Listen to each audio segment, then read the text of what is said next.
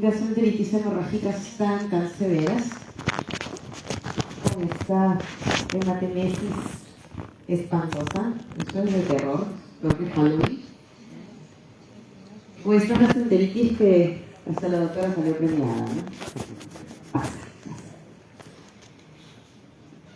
Pero siempre a mí me gusta iniciar las conversaciones de charlas con el qué es. O sea, tenemos que entender muy bien el concepto para poder empezar a disgregar cosa por cosa de qué es lo que estamos viendo en esa patología. ¿Y qué nos dice, no? La gastroenteritis va a ser, como indica el término, una inflamación del sistema digestivo y principalmente se describe por un cuadro de vómitos y diarreas hemorrágicas. En este caso, suele ser de causa inicialmente identificable. Digo inicialmente porque en un inicio no sabemos qué cosa es, cuál es la causa etiológica del proceso. Y también, como mencionábamos hace un rato, se inicia de manera intempestiva. Ahora, este tipo de hemorragias que son de esas características específicas, actualmente ya cambió la nomenclatura.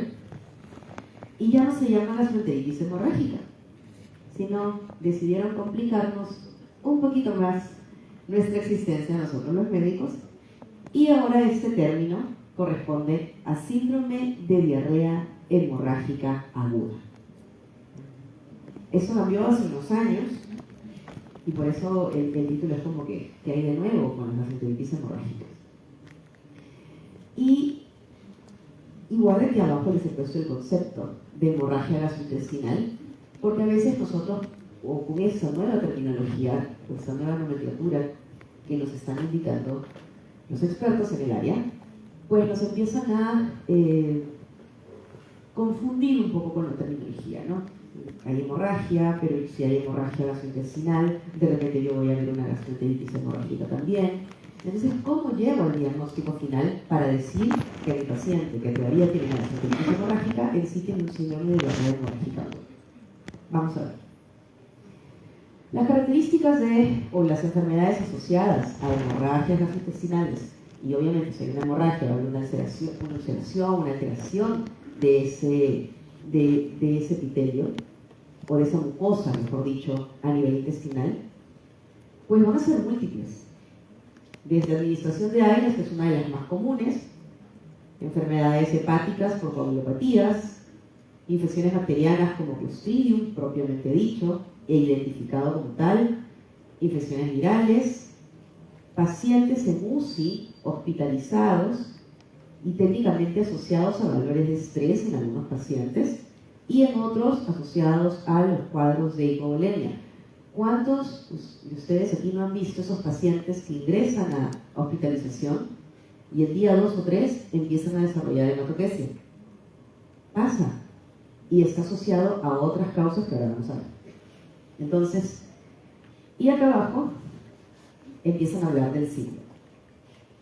Entonces, si no tenemos una causa aparente específica, lo vamos a llamar así. Y estos casos suelen ser casos severos de hematopesia y, mucho más raro, que generen shock hipovolémicos. Pero esta rareza de aquí es la que a nosotros nos interesa. El común denominador va a ser bastante autolimitante. Esos pacientes que tienen una diarrea, una hematopesia, de repente no genera vómitos, le damos probióticos y el paciente, hacemos un cambio de dieta y el paciente mejora de manera rápida, algo autolimitado. 24, 48 horas, todo va bien. El problema está en ese grupo de pacientes, en este porcentaje de más o menos un 30% de los casos, que pueden llegar a generar estos shock hipovolémicos, en esos pacientes que vamos a tener una deshidratación tan severa que el hematocrito se va a elevar en promedio a más de 60% del valor. O sea, es bastante alto. Y, bueno, me van a disculpar que no sé por qué razón mi computadora está haciendo estas cositas de acá, cambiando las fotografías de las letras. Entonces, habíamos dicho, presentación clínica típica, paciente sano, sin antecedentes de enfermedad gastrointestinal, la duración un promedio de 48 horas y pueden empezar a ver, si ya empieza a haber una evolución, síntomas adicionales como anorexia y letargia en el paciente. Y claro, tiene sentido. Tengo una deshidratación severa. Entonces, ese paciente ya va a empezar a tener cambios sistémicos. Pero, dentro de este síndrome de hemorragia aguda, se han investigado cuáles podrían ser los agentes que están generando esta afección. Y el principal sospechoso de todos los mencionados en esta lista termina siendo Clostridium perfringens. Y todos los peruanos que estamos aquí, en algún momento hemos escuchado de enterotoxemia en alpacas, ¿no? Y la enterotoxemia en alpacas está generada por Clostridium perfringens. Entonces, sabemos de qué estamos hablando y sabemos qué afecciones pueden generar ese Clostridium. Nuevamente las disculpas, no sé, vamos a retroceder, no se arregla, no sé, disculpen, ya se cambia otra cosa, ¿ya? Es un tema, en fin. La evidencia de casos se va a basar en los reportes que han habido, en las investigaciones de los organismos de Clostridium que se han aislado perfringens, se han aislado los Welchis, y también se evalúa el tipo de crecimiento bacteriano que se puede tener a nivel intestinal. Técnicamente se va a ver disminución de lipomotilidad gastrointestinal e inmunoreactividad que se refleja en una inflamación exacerbada del intestino como tal. Ahora, la diferencia entre una gastroenteritis y en este caso un síndrome de diarrea hemorrágica aguda es que ya está comprobado por estudios endoscópicos que el estómago no se afecta. El estómago no tiene ningún tipo de inflamación en sí. Y los únicos inflamados durante este tipo de procesos va a ser el intestino delgado y el intestino grueso. Por esa la idea de hacer el cambio de la nomenclatura como tal. Entonces, se han encontrado algunas significancias estadísticas entre las diarreas agudas y entre los perros normales también. Uno va a ser el aumento de Clostridium perfringens, porque como habíamos visto en la diapositiva anterior, es el principal sospechoso, más no de manera definitiva el principal agente causal.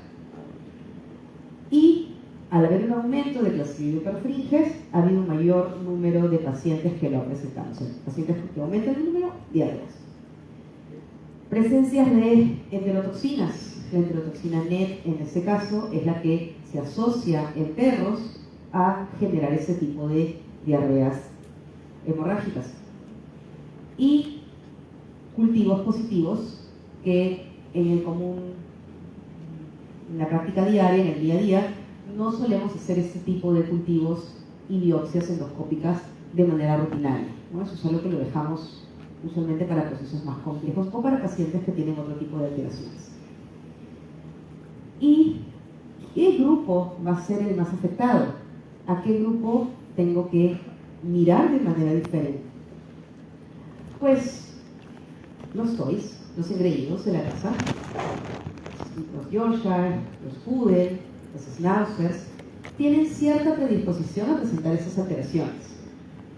Y pueden variar en sí, por eso que no hay una exclusión, porque hay reportes desde pacientes muy, muy chiquitos hasta pacientes de tamaño mucho mayor. La edad en un rango de 2 a 4 años.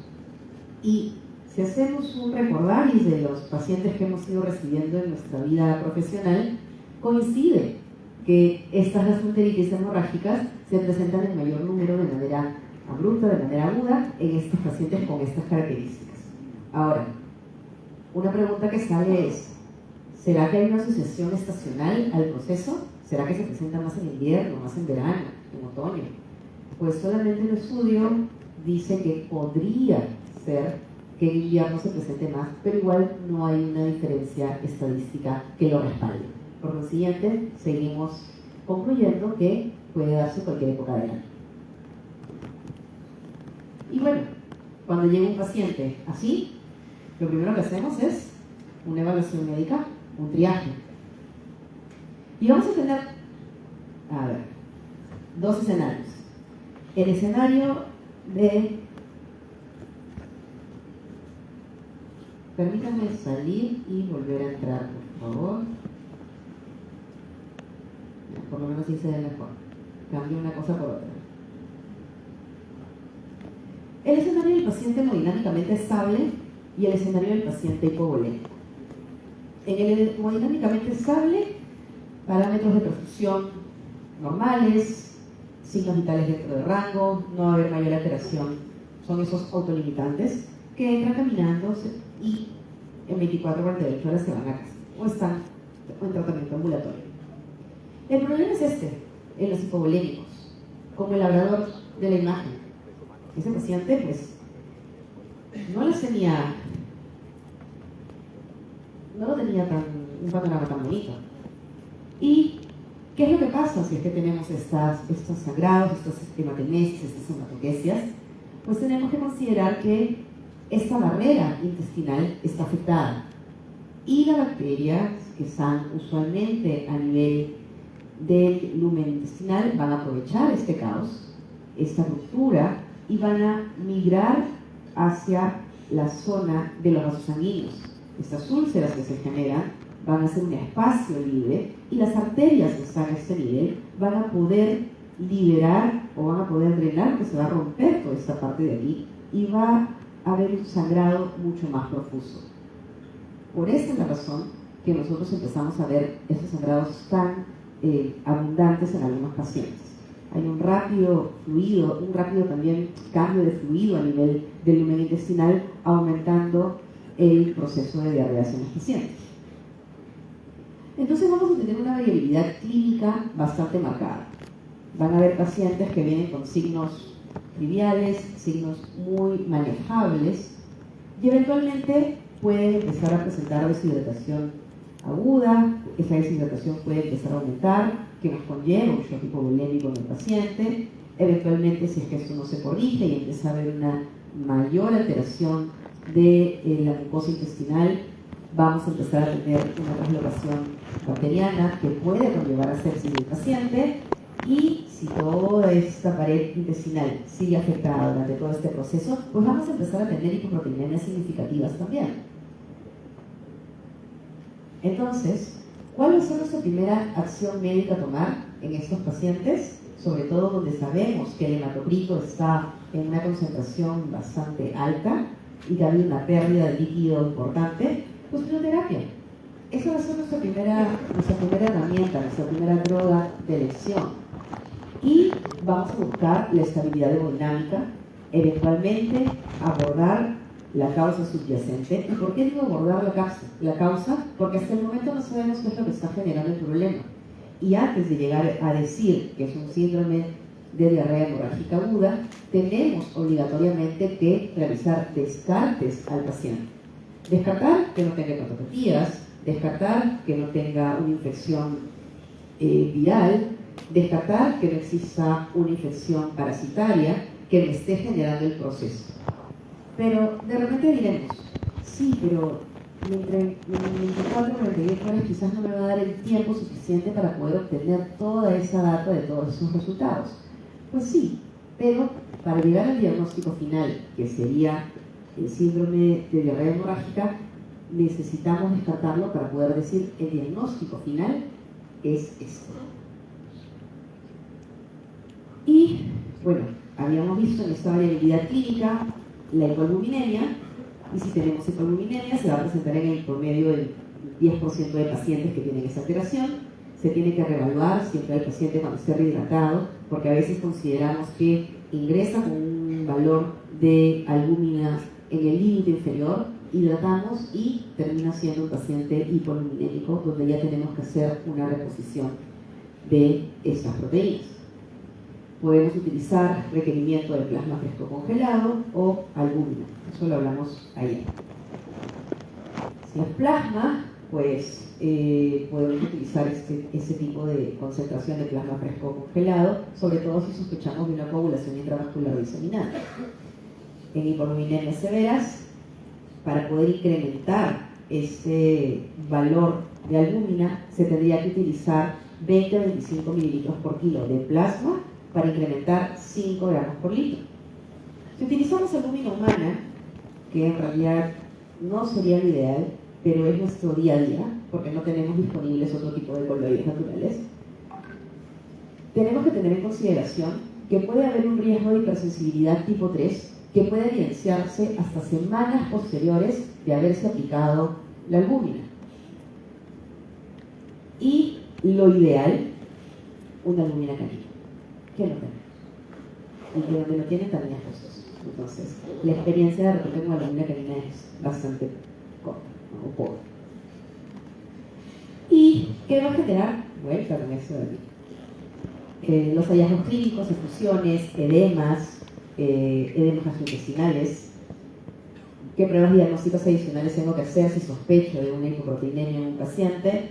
Pues tengo que evaluar si tengo pérdida renal, tengo que evaluar si tengo pérdida de proteínas a través de disfunción hepática, o tengo que evaluar si hay pérdida de proteínas en terceros espacios, que fusiones podrían haber, y por eso tengo un diagnóstico de esta hipoproteinemia en este paciente, que también a la par tiene una gastroenteritis hemorrágica. Y otra de las preguntas que siempre surgen también es antibióticos. Levante la mano, ¿quién ha visto una gastroenteritis hemorrágica y no le ha puesto antibiótico? Dos personas de toda la sala. El resto lo hemos hecho alguna vez. Y me incluyo. También lo he hecho. Entonces, ¿qué significa esto? Que de repente no estamos haciendo una evaluación correcta del uso de antibióticos. Y sí, lamentablemente en los últimos años ha habido un uso y abuso de antibióticos, y por eso ahora hay tanta insistencia en el cuándo, cómo y por qué utilizarlos. Y por eso esos estudios, por eso esas evaluaciones, por eso esos parámetros, ¿no? Por ejemplo, si hacemos una evaluación clínica del paciente, tendría que haber en el paciente, para yo considerar el uso de antibióticos, determinadas características que me indiquen que el paciente está entrando en un desbalance hemodinámico. Depresión mental, taquicardia, taquimia, hipotensión, todo esto me indica que la perfusión del paciente está alterada. Si sospecho de signos sistémicos, pues un paciente que de repente tiene una temperatura rectal mayor a 39.5, o sea, está con fiebre, tiene una leucopenia o empieza a tener una leucocitosis, empiezan a haber neutrófilos en banda, ya me va indicando que el cuerpo está requiriendo de manera urgente que se defienda, y por eso manda a sus soldados más jóvenes, inmaduros, a esa guerra. Entonces, ya son signos tempranos de que estamos teniendo una posible inflamación sistémica como tal. Pero tenemos que evaluar al paciente de una manera siempre profunda. Tengo que determinar si el paciente tiene enfermedades inmunológicas que comprometan su sistema. Si está en tratamientos inmunosupresores, si recibe de repente, no sé, azathioprina porque tiene alguna condición, si es que tiene neutropenia previa. Entonces, la evaluación de esta parte va a ser fundamental para estos pacientes. Y la disfunción hepática también. Si hay flujo de derivación portosistémica, podría también generar una alteración. Si hay disfunción hepática, también la va a generar. Los factores de coagulación se producen a nivel hepático. Entonces vamos a tener una alteración celular. Y cuando hablamos del flujo de derivación portosistémica, hablamos técnicamente de los shunts. Entonces, ¿dónde vamos a tener una probabilidad que este hígado no aclare de manera eficaz las bacterias? ¿Y qué nos dice la literatura? Pues hay varios estudios al respecto de este síndrome. Y este primer estudio, que ha sido justo liberado este año, en el 2025, nos dice que los pacientes que tienen síndrome de diarrea hemorrágica aguda con neutropenia, en este caso se evaluaron solo 54 perros en este periodo de tiempo, va a haber una asociación mayor de riesgo de mortalidad en estos pacientes. Entonces, ¿este paciente sería candidato a usar antibiótico? Sí, sería candidato, porque necesita una ayuda adicional. Su sistema inmunológico está comprometido. Y por más que consideremos que sea una patología de repente autolimitante en algunos casos, si está neutropénico, ya no lo pienso dos veces. Tengo que instaurar una terapia antibiótica sí o sí. Si tengo translocación bacteriana o sepsis, con las características que hemos visto hace un rato, pues definitivamente voy a tener que buscar primero dónde está la causa, si solamente es a consecuencia del síndrome de diarrea hemorrágica aguda, o si tengo que hacer de repente placas, ecografía o asunto productivo de ser necesario. Va a depender. Y lo mismo, neutrófilos anormales, en banda con desviación a la izquierda. Estos pacientes que ya están en un cuadro séptico van a tener hipotensión, puede ser que requieran el uso de vasopresores como tal, y vasopresores sabemos que tenemos que utilizarlos de manera temprana.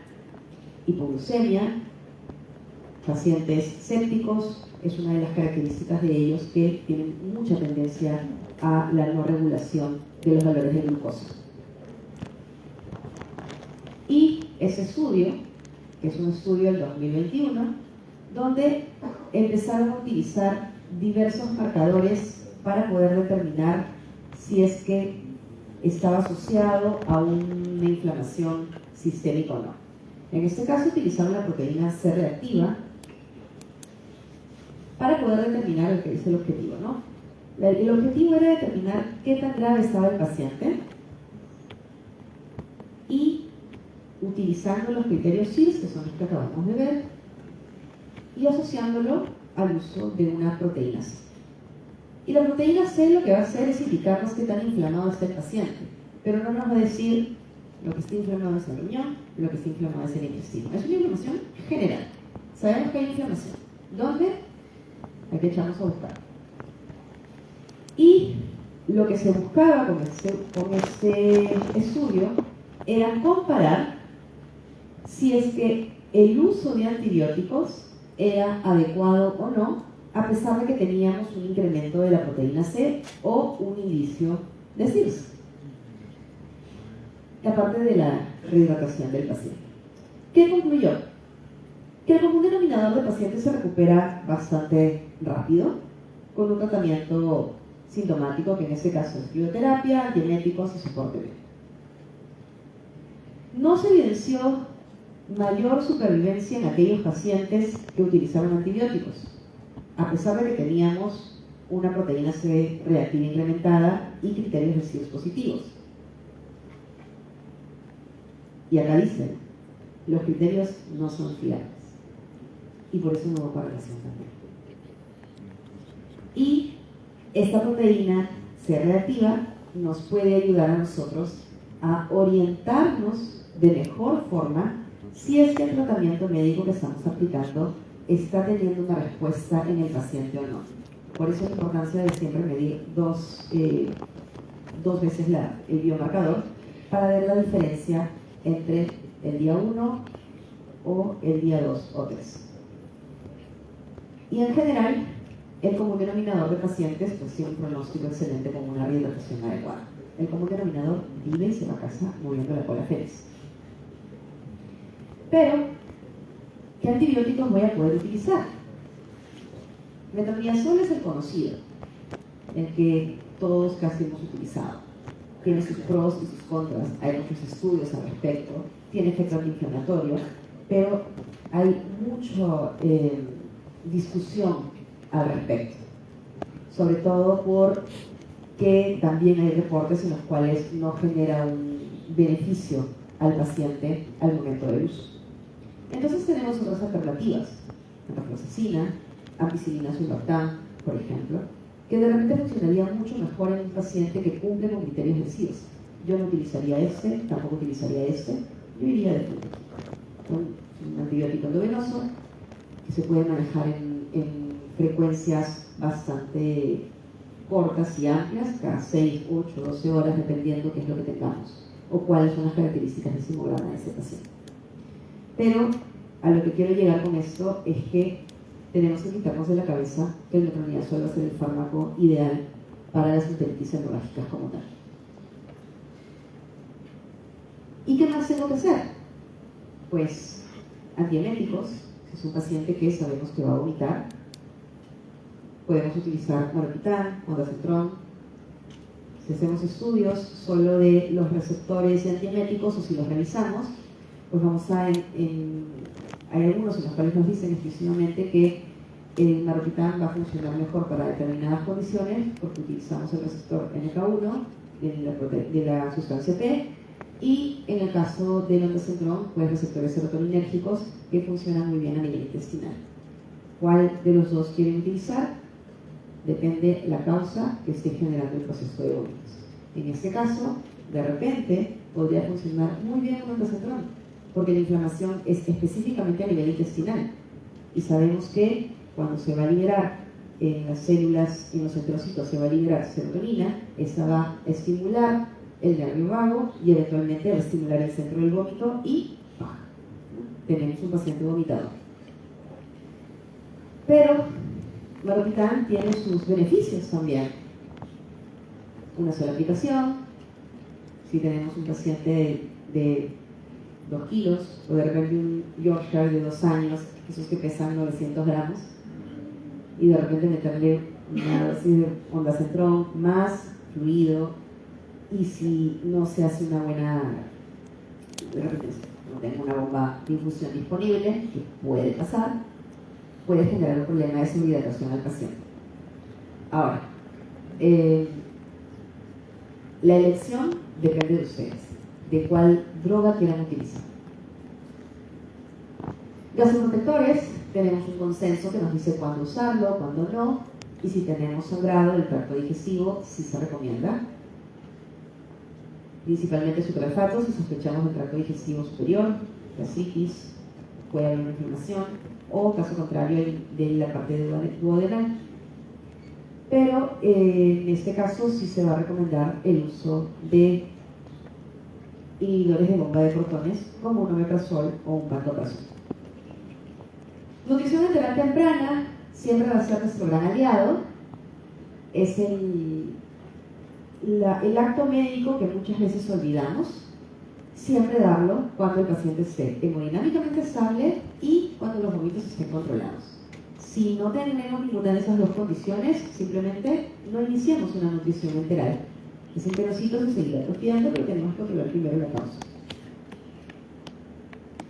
¿Y qué pruebas diagnósticas voy a tener que emplear? Pues arranquemos por las pruebas hematológicas.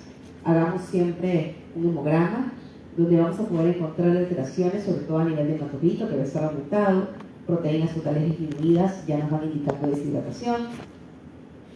El aumento y disminución del recuento leucocitario, estábamos viendo, leucocitosis, neutropenia, desviación a la izquierda, nos va a poder indicar en qué fase del proceso inflamatorio estoy.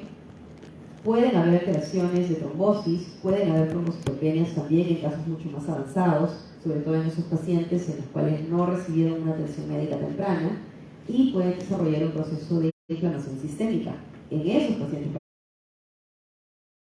con inflamación sistémica, con sepsis,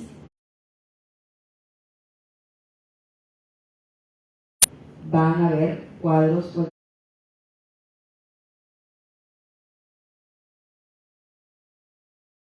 alteraciones de SIT o de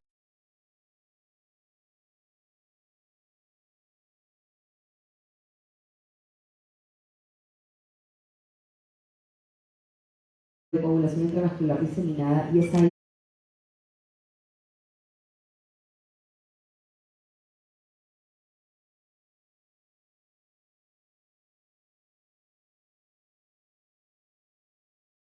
donde vamos a tener un problema grande.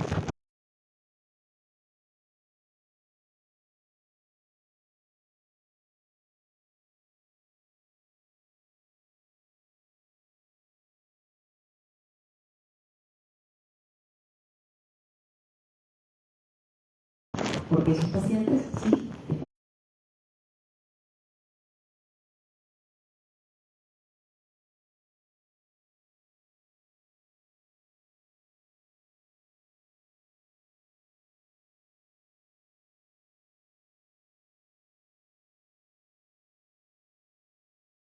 es bastante probable que puedan fallecer.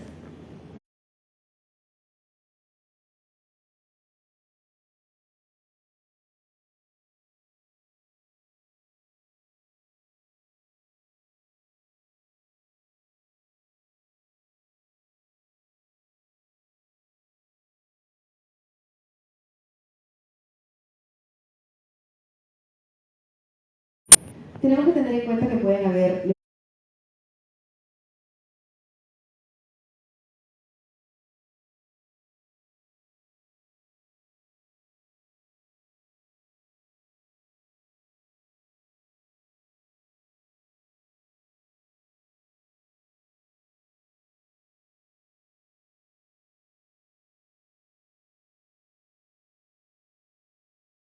programas de estrés en algunos de ellos también.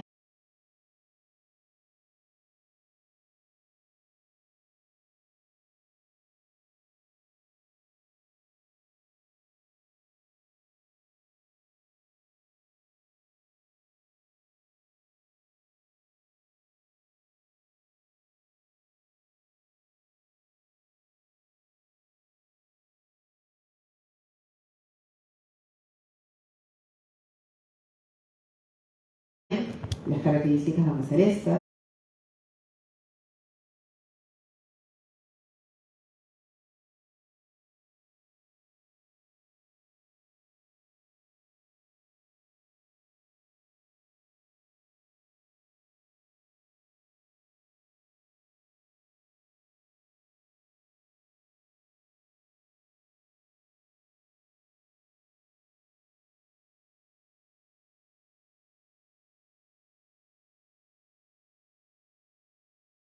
Sobre todo si es que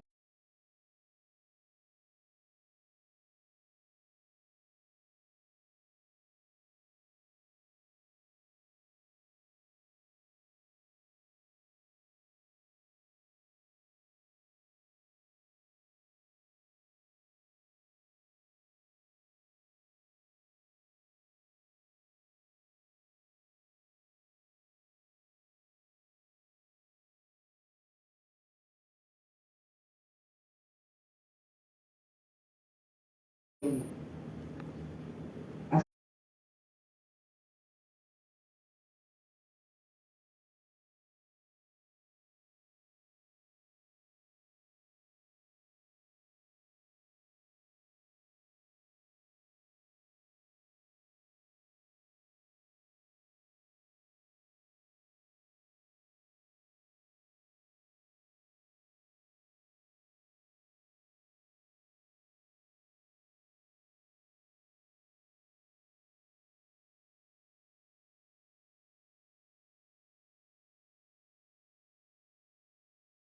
sido un paciente más que todo felino,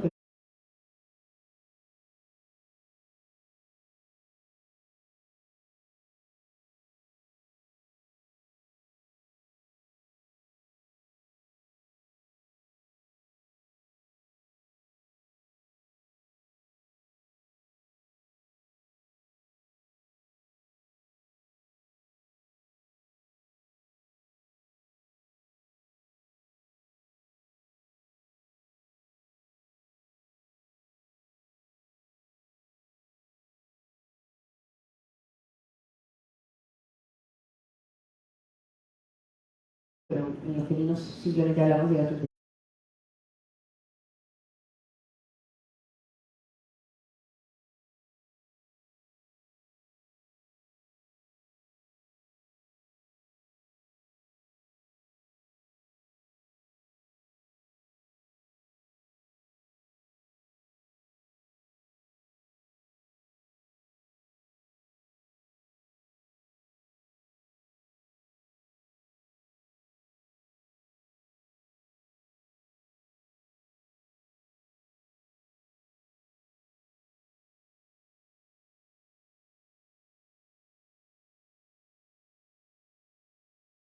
Como tal, hemorrágica, no sé,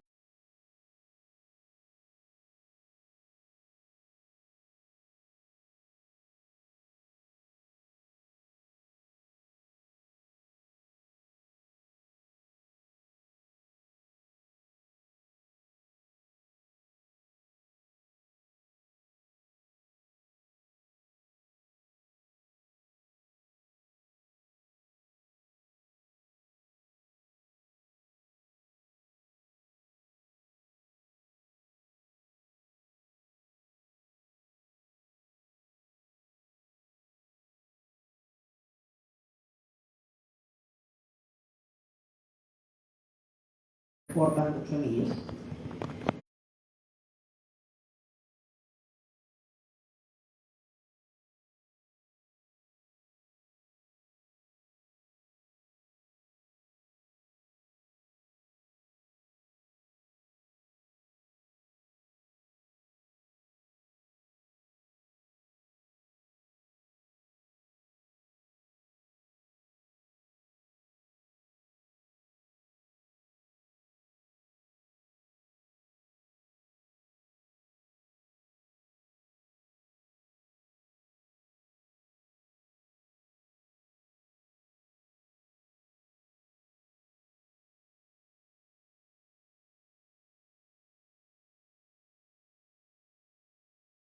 Hablamos de que la desviación a la izquierda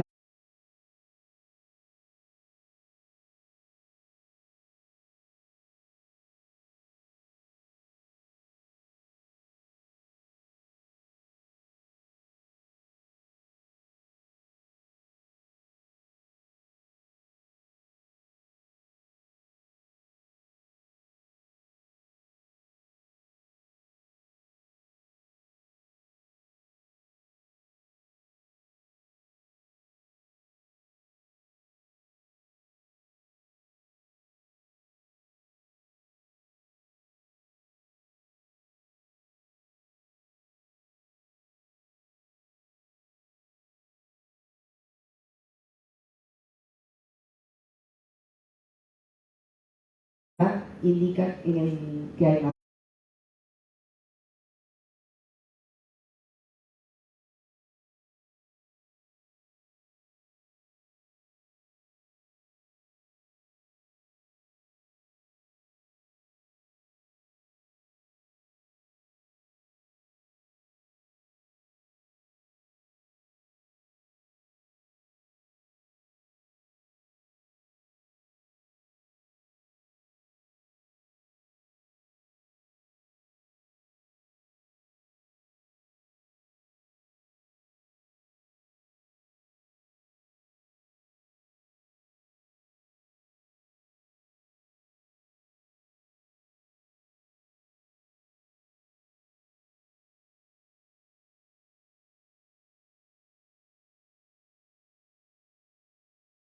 más daño y sobre todo se da en el 50%.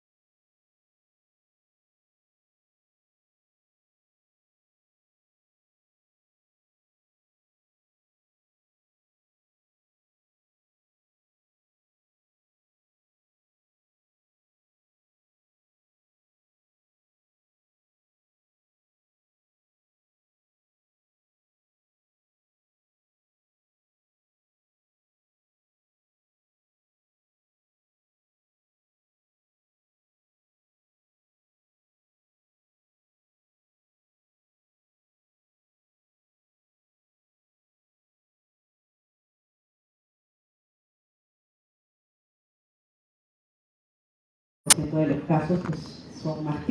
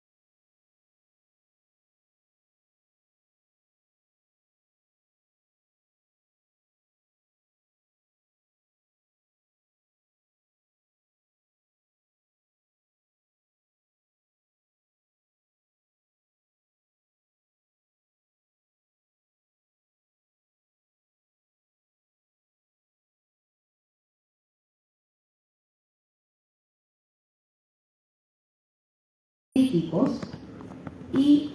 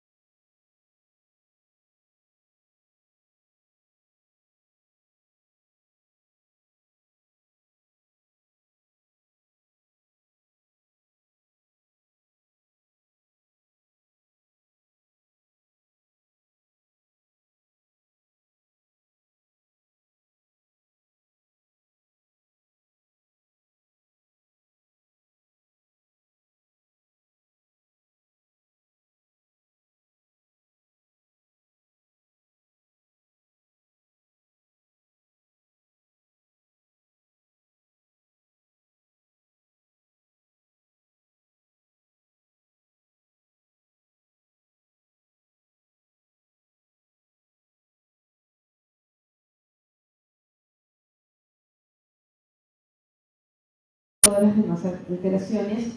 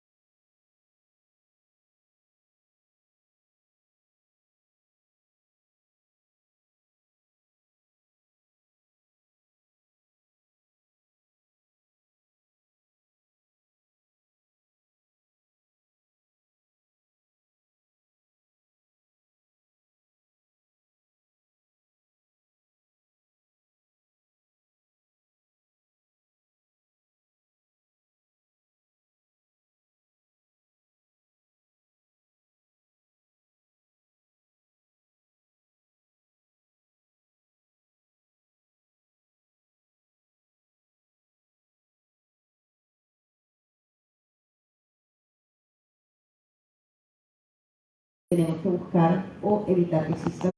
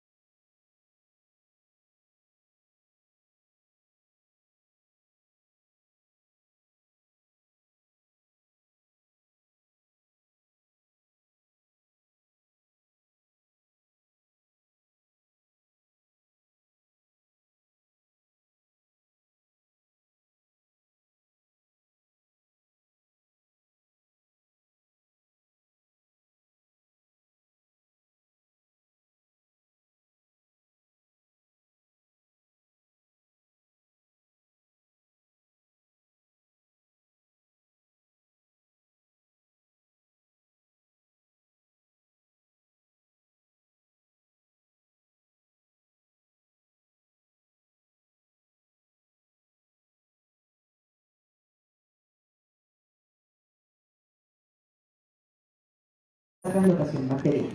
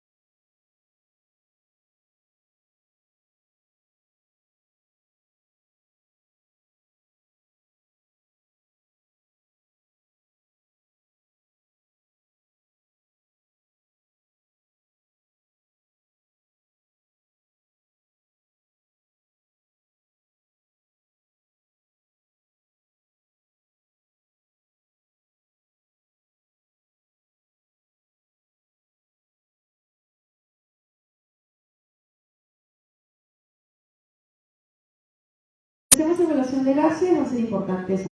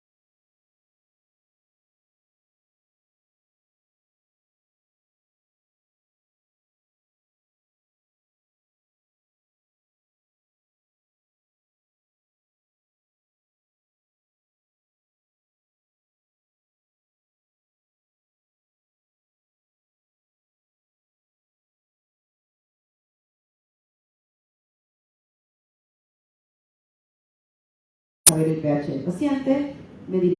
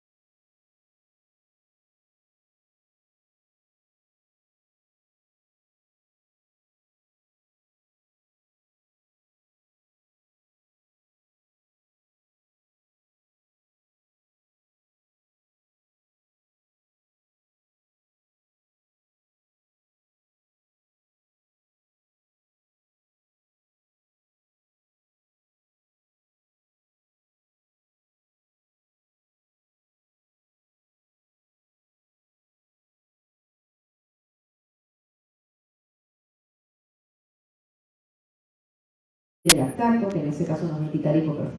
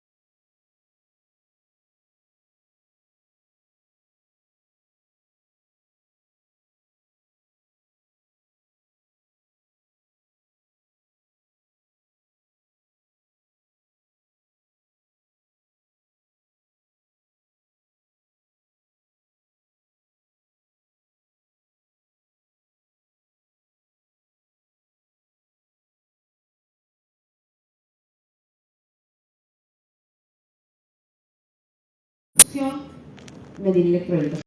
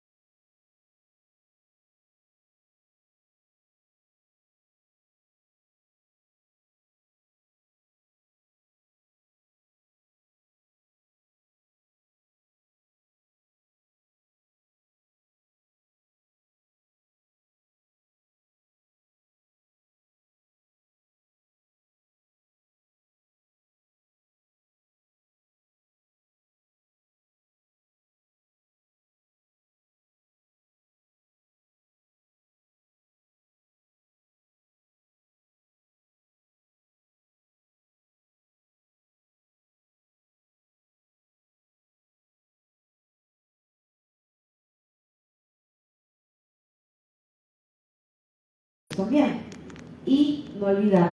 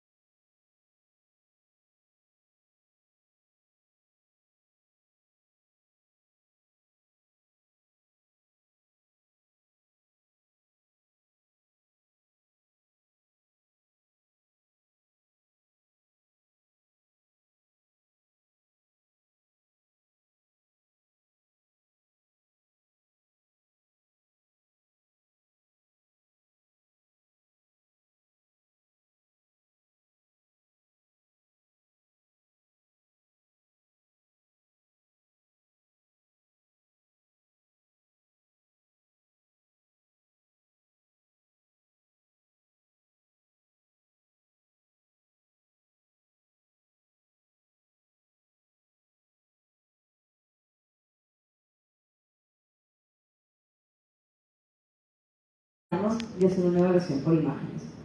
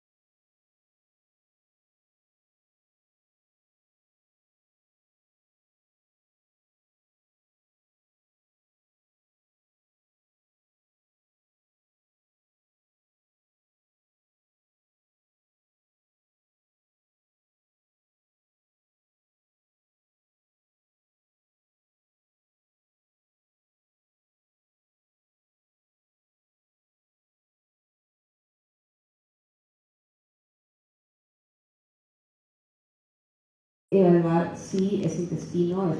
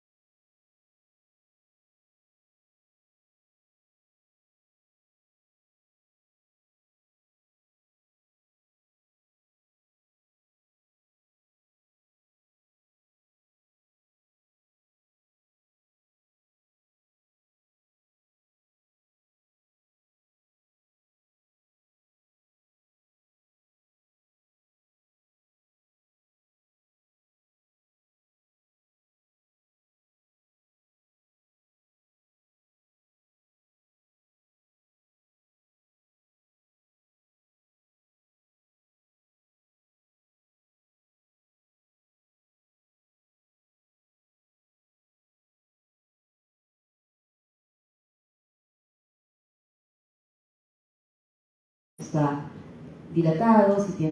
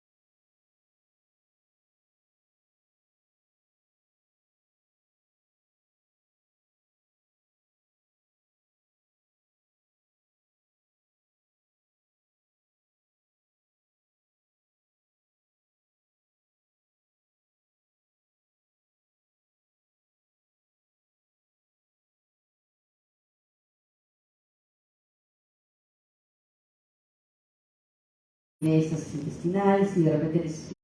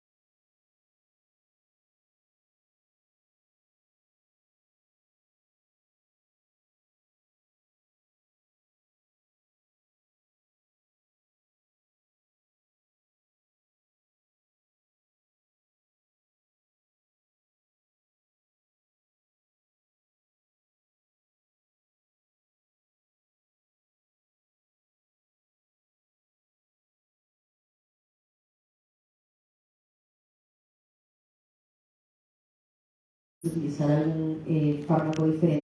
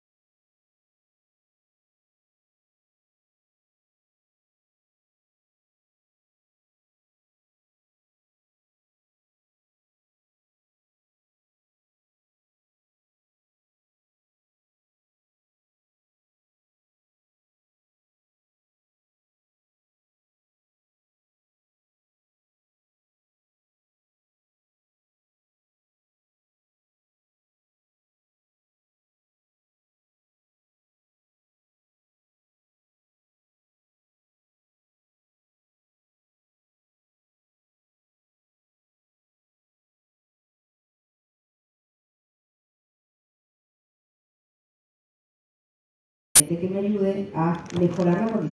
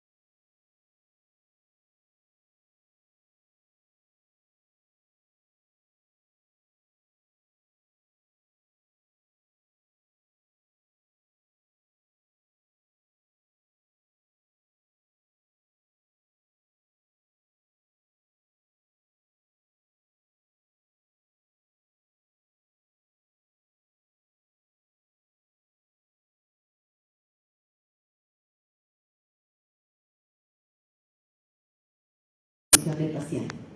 Porque puede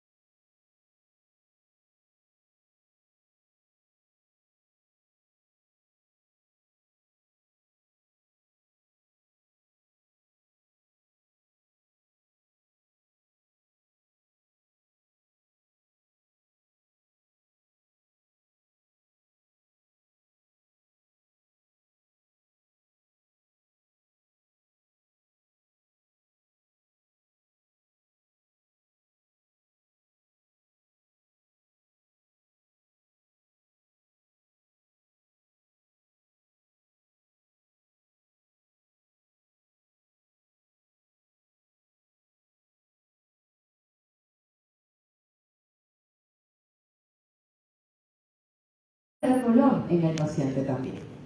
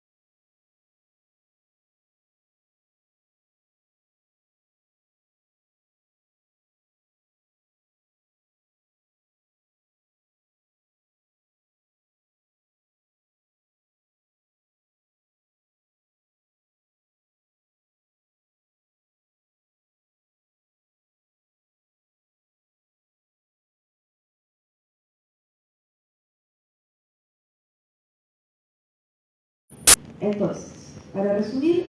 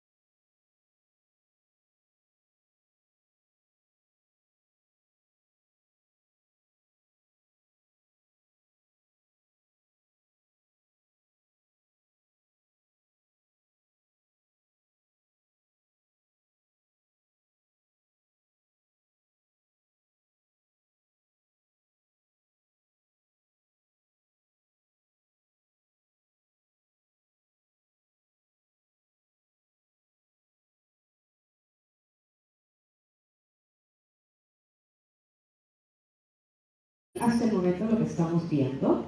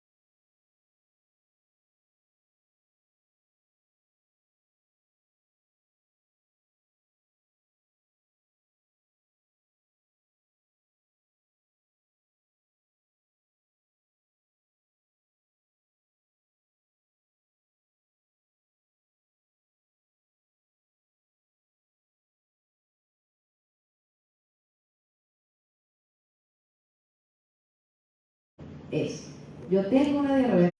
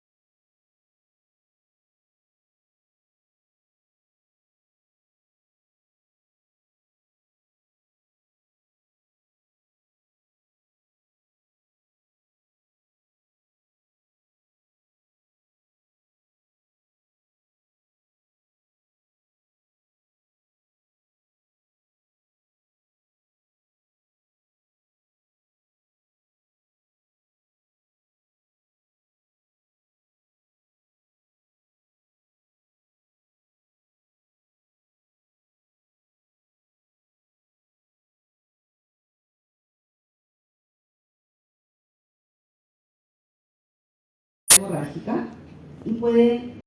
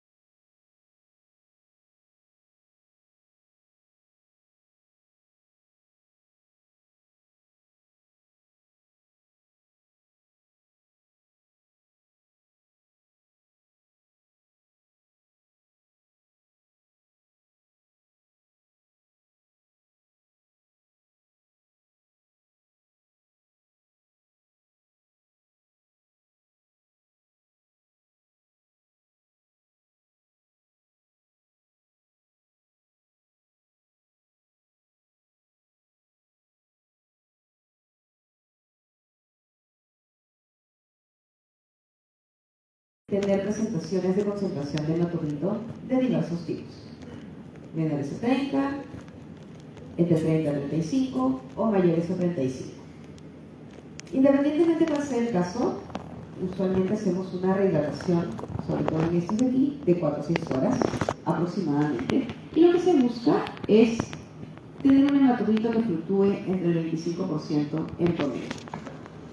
Si logro obtener esto de aquí, que es un hematurrito menor al 25, tengo que buscar si siguen habiendo mayor sangrado a nivel gastrointestinal. Tengo que buscar si tengo coagulopatías o si tengo úlceras que están sangrantes y activas. Si todavía sigo teniendo una hemoconcentración a pesar de mi esfuerzo de colocar fluido, tengo que buscar si es que el paciente sigue vomitando, si es que el paciente tiene más diarreas con sangre y si el paciente está normo o hipotérmico. ¿Por qué? Porque si cumple con esas características, porque hasta este momento yo no sé qué tiene mi paciente, si cumple con esas características, yo sospecho de que tengo un síndrome de diarrea hemorrágica aguda. Hospitalizo porque está deshidratado, hacemos los exámenes que hemos visto, tengo que hacer descartes de otras enfermedades basales, ya dializa enfermedades parasitarias principalmente, y algo que es importante aquí, medir el cortisol basal. ¿Por qué? Porque los pacientes que tienen incremento o son incremento del ACTH van a tener predisposición a las diarreas como tal.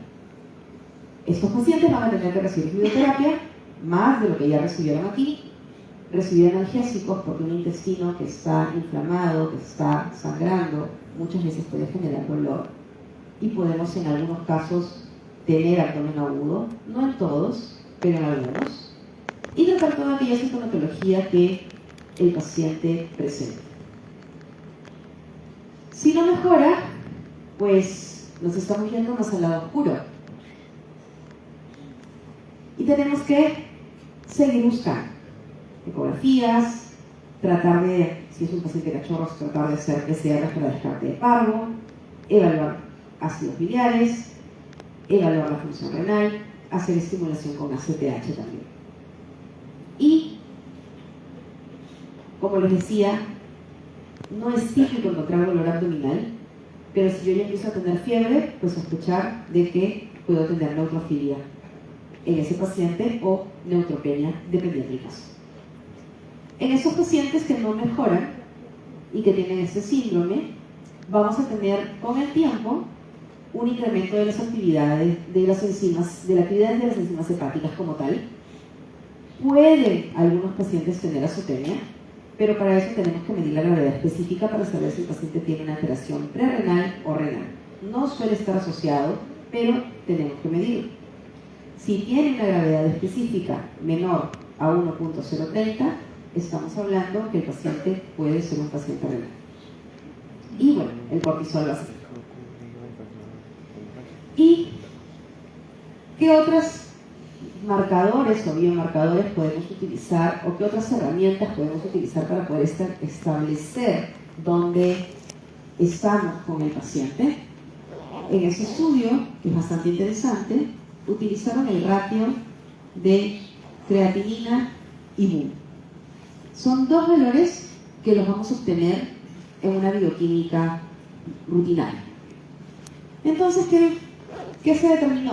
Que este ratio es en realidad un biomarcador útil y accesible, sí, todos lo podemos hacer. Y se estableció una tabla. En esta tabla habían valores mayor a 25 y menor a 25. Si es mayor a 25, se asocia que todavía estoy teniendo sangrado a nivel intestinal. Y si esto obviamente no se corrige, puede ser que el paciente sea candidato para realizar un proceso de diagnóstico endoscópico. Si es menor, pues de repente el sangrado intestinal es más distal, o sea, estamos hablando más hacia el intestino grueso, y nos indicaría realizar evaluaciones endoscópicas también para evaluar causas inflamatorias a nivel de colon. El significado clínico es que el ratio refleja severidad de la pérdida y va acorde al grado de hipovolemia del paciente. Entonces, ¿cuál va a ser qué es lo que tenemos que hacer? Reponer volumen y monitoreo hemodinámico. Este de aquí nos indica nuevamente, y hablamos de la proteína C, pero aquí hablamos de la proteína C y también hablamos de otros biomarcadores. ¿Qué nos dice? En ese estudio se analizaron 27 perros, de los cuales 19 recibieron antibióticos y solo 2 de ellos, porque se hicieron hemocultivos también, fueron positivos a Clostridium perfectus.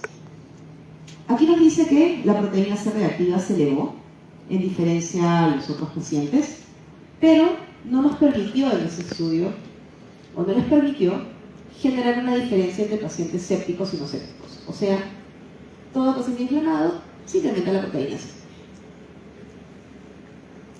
Se correlacionaba con signos clínicos de gravedad, con albúmina, con leucocitos, con los puntajes APOL que utilizaron para ese estudio también, y lo que sugieren es que proteína C se puede utilizar como un indicador de evolución clínica también. No se observó correlación significativa entre la proteína C y el índice o el índice de diarreas hemorrágicas. Ahora vamos a ver la tabla. Y en sí es una herramienta útil. Pero acá viene lo importante. Sabemos que en este tipo de procesos la etiología se cree, porque sigue siendo una hipótesis, de que puede estar asociada a Clostridium perfringens o a las toxinas que produce. Pero en este caso no va a representar una infección bacteriana invasiva clásica, porque no es la típica bacteria que ingresa y genera un proceso de migración como otras, sino más bien genera toxinas. Entonces es diferente su proceso. Y para ese estudio, dice, lo que puede explicar los niveles más bajos comparados a otro tipo de enfermedades infecciosas diferentes, como por ejemplo las neumonías. También indica que los antibióticos, nuevamente, no acortaron la duración de la enfermedad. Entonces, evaluemos bien si necesitamos antibióticos o no. Y esa es la tabla o el índice de severidad de la diarrea hemorrágica canina que se emplea. Tenemos parámetros, vamos a dar un score en base a la presencia, si no hay ninguna característica, si es leve, si es moderada o si es severa. Entonces va desde la actividad, desde el apetito, los vómitos, cuántas veces al día vomita, la consistencia fecal también, cuántas veces defeca, deshidratación, y esto nos va a dar un score de cómo se encuentra el paciente a nivel clínico, porque el común denominador, o sea, el 70% de pacientes, quizás estemos en este rango de acá, o en el rango 1, pero va a haber un 30% que va a estar ubicado en esa zona de acá. Entonces, importante poder medirlo y clasificarlo, sí, porque ya habíamos mencionado que mientras demos un número, un rango, que sea algo palpable, siempre va a ser mejor tanto para el propietario como para nosotros. ¿Y qué otros hallazgos de laboratorio voy a encontrar? Pues los electrolitos pueden estar normales, pero en algunos pacientes pueden encontrar hipocalemia. El lactato va a ser incrementado en aquellos donde el cuadro ha sido mucho más severo. Hiperureminemia habíamos visto que era el 10% en la presencia de estos pacientes. Habíamos también visto que si no se daba una solución al problema o no se mejoraban el cuadro clínico del paciente, las enzimas hepáticas podían incrementarse en un promedio de 48 horas, la LTA principalmente. Y si yo tengo un proceso hemorrágico, voy a estar obligada a hacer una evaluación del perfil de coagulación. Voy a tener que medir si es que tengo un aumento de los factores de coagulación, un aumento del dímero D, o sobre todo un aumento del fibrinógeno que me está indicando un proceso inflamatorio como tal. Y habíamos visto lo del urinálisis, que la azotemia es rara y tenemos que determinar la gravedad específica de los pacientes antes de dar fluidos. Si damos fluidos y medimos gravedad específica, ese valor ya técnicamente no nos sirve para nada. Y este estudio y este cuadro se los muestro porque es un estudio bastante interesante donde indica el riesgo y la prevalencia de las gastroenteritis hemorrágicas en los pacientes que están en unidades críticas o en hospitalización. Se hicieron estudios en perros y gatos en ambas especies, perros 272, gatos 94, se hicieron evaluaciones de hiperureminemia, uso de protectores, donde se encontraban aumentos de alteraciones. Los usaban profilácticos, pues había asociado mayor riesgo de sesgo de la indicación, o sea, parte del estudio. Sin embargo, ¿qué nos dice? Que esta inflamación por estrés que se da en estos pacientes ocurre principalmente en pacientes críticos que no tienen signos gastrointestinales. Los gatos aparentemente no sufren de estas alteraciones gastrointestinales y eso va a tener un porqué. Porque si hablamos de los órganos de shock, el órgano de shock de los gatos suele ser el pulmón y el órgano de shock de los perros suele ser el intestino.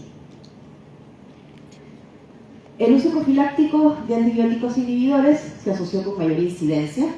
A veces llega el paciente a internación y lo primero que hacemos es colocar en su protocolo omeprazol. Lo primerito que aparece, ¿no? Omeprazol cada 12 horas. Y sí se indica que en este tipo de pacientes la alimentación enteral va a jugar un rol importante. Que eso también ya lo tenemos en consideración. ¿Y por qué sucede esto? Porque en pacientes críticos lo que vamos a tener es un incremento de las catecolaminas, porque están inflamados. Si es un paciente que está en shock o que estuvo en deshidratación severa, va a haber hipotensión, va a haber hipovolemia. Un paciente de repente que fue atropellado va a poder desarrollar eventualmente una gastroenteritis hemorrágica. Disminuye el gasto cardíaco, aumenta la vasoconstricción como un medio de compensación, va a haber liberación de citoquinas proinflamatorias y todo esto nos conlleva a una hipoperfusión de la zona de la mucosa intestinal y también de la zona esplénica. Eventualmente pues disminuye la secreción de bicarbonato, o sea, se vuelve más ácida el medio. Sabemos que va a disminuir más el flujo de sangre a este nivel, disminuye la motilidad gastrointestinal, van a haber factores inflamatorios que también, o protectores que disminuyen, y eventualmente esto va a generar un sangrado en estos pacientes. Esto de aquí es un estudio que se hizo en humanos, en el cual también se reporta.